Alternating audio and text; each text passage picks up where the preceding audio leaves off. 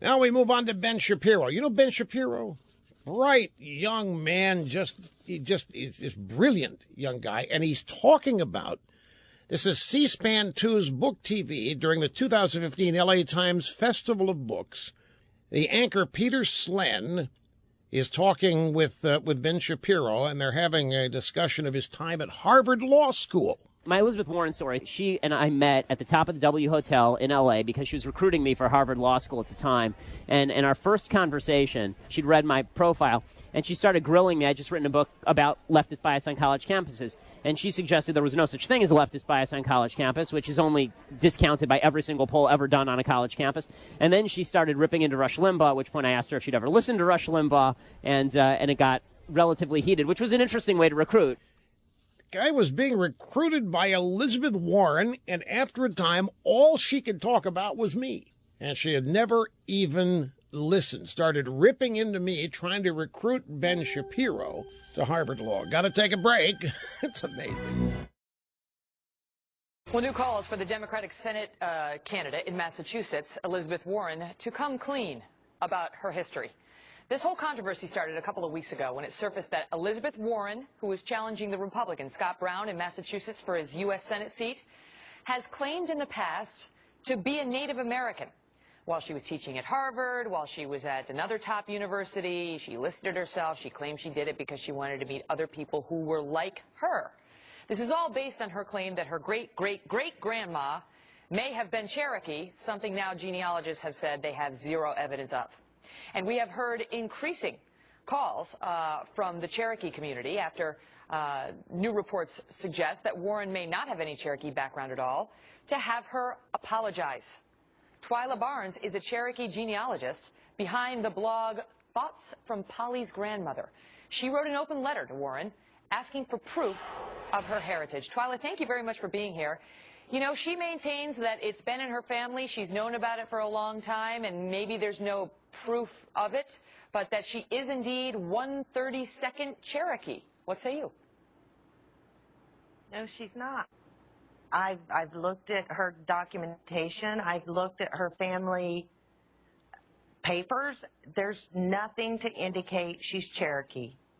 Her family is found nowhere among Cherokee records. What about the great-great-great-grandma, Sarah Smith, O.C. Sarah Smith, who first we were told that in a marriage application, marriage license application, she was listed as Cherokee. Now that we're being told there's really no proof of any of that. The application does not say Cherokee anywhere on it. It has his name and his mother's name as O.C. Smith. It doesn't even have Sarah on it. It just has O.C. Smith, and there's no Cherokee. So far, she has not released any proof. She's not released any documentation. You say in your open letter, quote, "We Cherokees have lots and lots of documentation supporting our claims of ancestry." Is that the case? For Cherokees? Yes. Yes. There is, from the Miller Roll, which was 1907 to 1914, going all the way back to before the Trail of Tears, Cherokees are recorded, and we can trace our families.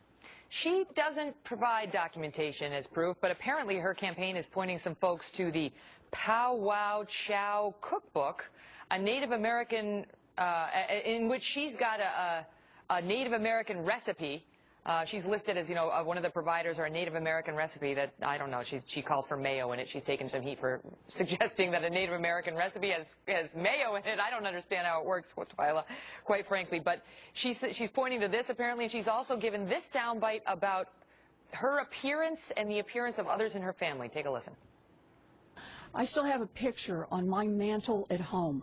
And it's a picture my mother had before that, a picture of my grandfather.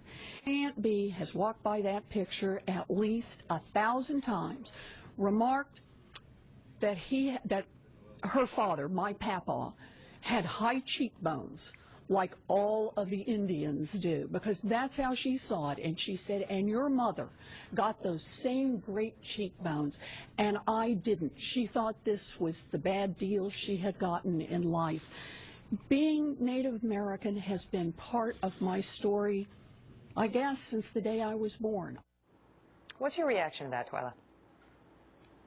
Well, when she said it's part of her story, that's true. It's just a story. And honestly, I have never walked by any picture of any of my ancestors that are Indian and said, they have high cheekbones. It's just not something we say. That comment, I'm just shocked that she used that. Do you, first of all, I want to correct myself. Apparently the campaign didn't put it out, but she did tout her Native American roots alleged in this '84 cookbook. Do you view her as a fraud? And why do you think that this is significant? Because, you know, a lot of people say, oh, whatever, she was or she wasn't. Who cares? I saw an interview with her, I think, from yesterday. And she said people are not wanting to focus on the real issues. They want to focus on her ancestry. Well, I think this is a real issue because we have issues in Indian country like Indian health services that could be improved, poverty. There are conditions sometimes that are worse than third world country living conditions. And those are issues to us, yet she thinks she can pretend to be an Indian and benefit from that, and she has no clue that these issues even exist. So it is important to talk this, because these are the people that she stepped on to get where she is today. She listed herself as a Native American, which gives her minority status in law school directory when she was at Harvard and another university. And there is an accusation that in doing that, these universities may have looked at it and may have given her, whether she knew about it or not, favored status in their hiring and promotion decisions. Your thought about, you know, Elizabeth Warren having possibly displaced someone who is Native American from those jobs, because, you know, if they're looking to hire one and then they hire Elizabeth Warren, they think they've checked that box when in fact maybe they have not hired a Native American. I think if that's what she did, then it's apprehensible. I wish they would release all the documents used in her hiring so that people can know and have that question answered. Because she did, we know she checked herself as Native American in the directories. So what's to say she didn't when she applied for the jobs? Yeah, she's denied that, and at least one official from Harvard who remembers hiring her suggested they did not consider that. But we'll continue to follow it. It's interesting. Twyla, thank you. All the best to you.